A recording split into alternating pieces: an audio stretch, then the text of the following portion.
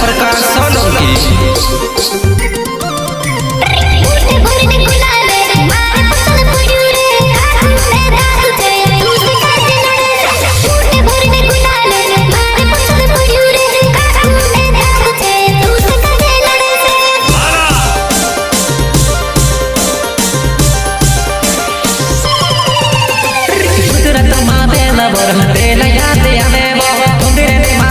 पुराय में सचुड़ने जंदीर कुदरत माँ बेला बरहते न याद हमें वो उकरे ने महान में पुराय में सचुड़ने जंदीर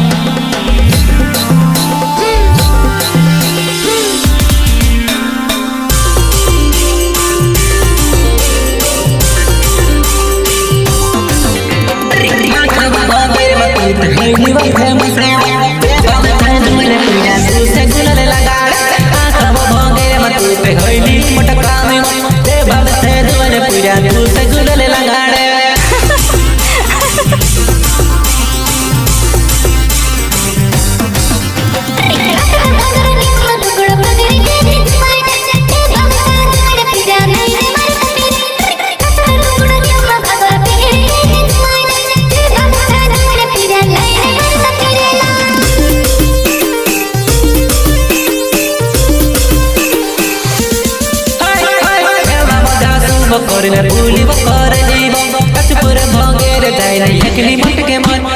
हे बाबा दास वो करने भूली वो कर ली कचपुर भोगेर जाय नहीं एकली मट के मरी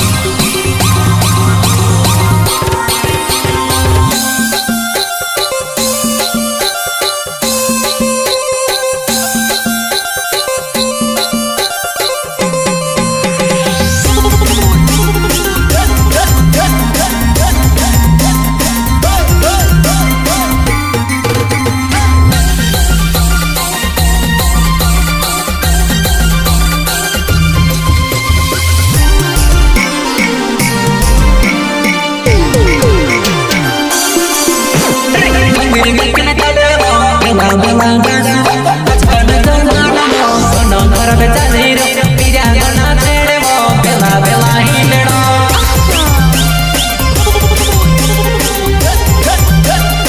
काल करले मतिया रे वो मांड गए वो होदी भंगरे आमी जा काल करले मतिया रे वो मांड गए वो होदी भंगरे आमी गया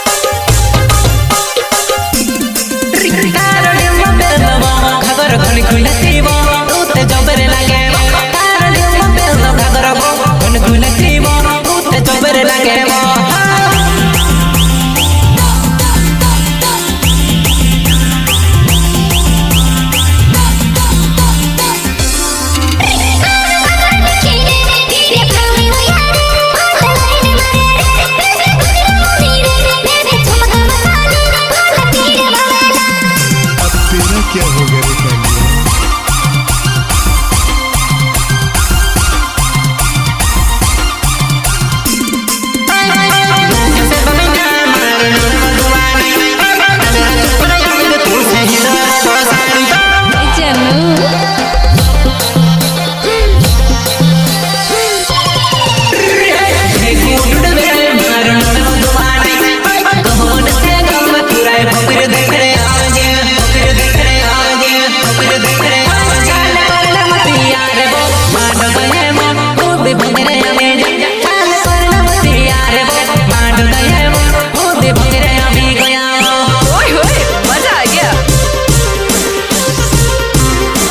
प्रस्तुत करता है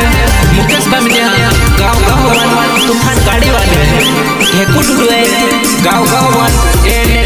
दुधिया बामिया कहवन वाले पटेल खलिया सहयोग करता है आयोग मावड़ा गाँव गाँव वन तूफान गाड़ी वाले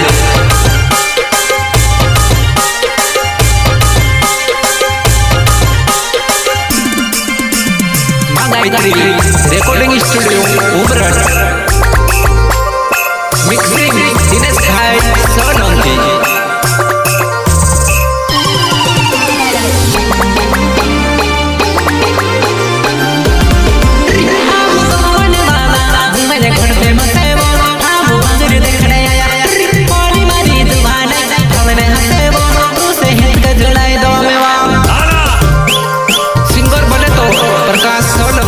प्रकाश सोलंकी